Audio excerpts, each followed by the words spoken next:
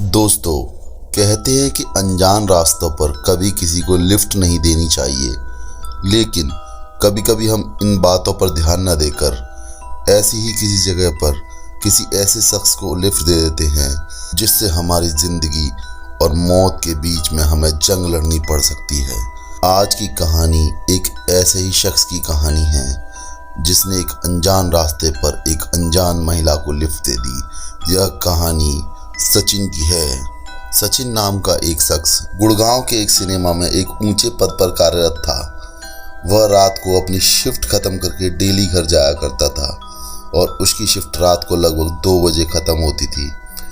एक दिन हमेशा की तरह सचिन जब अपनी शिफ्ट खत्म करके घर की ओर जा रहा था, तभी अचानक एक महिला ने उससे लिफ्ट मांगी। सचिन अक्सर कर ऐसे किसी रोड पर चलते हुए व्यक्ति को लिफ्ट नहीं देता था, लेकिन उस दिन पता नहीं क्या हुआ कि सचिन को ऐसा लगा कि इस महिला को लिफ्ट दे देनी चाहिए, क्योंकि यह लड़की रास्ते में अकेली बेचारी किससे लिफ्ट लेगी। ऐसा सोचकर सचिन ने उसे अपनी स्कूटी पर बिठा लिया। धीरे धीरे सचिन अपनी स्कूटी को आगे बढ़ाने लगा। सर्दियों की वह रात थी, कड़ाके की ठंड पड़ रही थी और आगे धुंध छाई हुई थी। थोड़ी भी दूरी का कुछ भी सामने दिखाई नहीं दे रहा था। तभी सचिन अचानक से अपनी स्कूटी के शीशे में देखता है कि पीछे बैठी हुई महिला नहीं, कोई चुड़ैल है, जिसे देखकर सचिन के रोंगटे खड़े हो गए। सचिन यह देखकर काफ़ी ज़्यादा घबरा गया, लेकिन उसने पीछे मुड़कर नहीं देखा।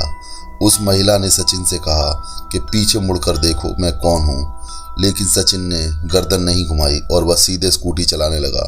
उस महिला ने फिर से सचिन को कहा, भाई साहब, आप पीछे मुड़कर तो देखिए, मेरे हाथ में थोड़ी चोट लग गई है, इसको थोड़ा ठीक करना है। लेकिन सचिन समझ गया कि यह उसकी एक चाल है, इसलिए सचिन ने पीछे मुड़कर नहीं देखा और वह लगातार स्कूटी चलाता रहा।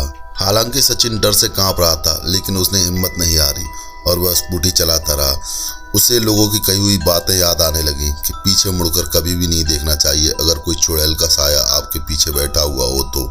सचिन हनुमान जी का बहुत बड़ा भक्त था। सचिन अचानक से हनुमान चालीसा का पाठ करने लगा और ईश्वर को याद करने लगा।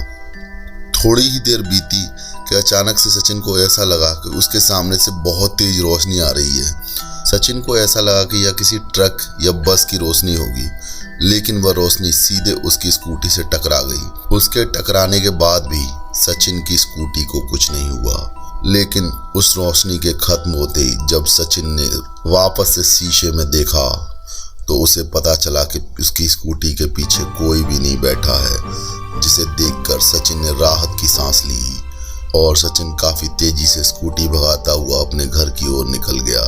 दोस्तों, यह मेरे दोस्त सचिन के साथ घटी हुई एक सच्ची घटना है।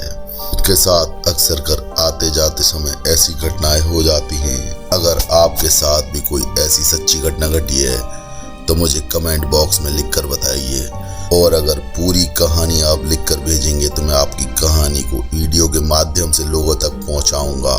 दोस्तों, आज की कहानी यहीं समाप्त होती है। मिलते हैं ऐसी किसी सच्ची घटना के साथ अगली वीडियो में। तब तक के लिए नमस्कार।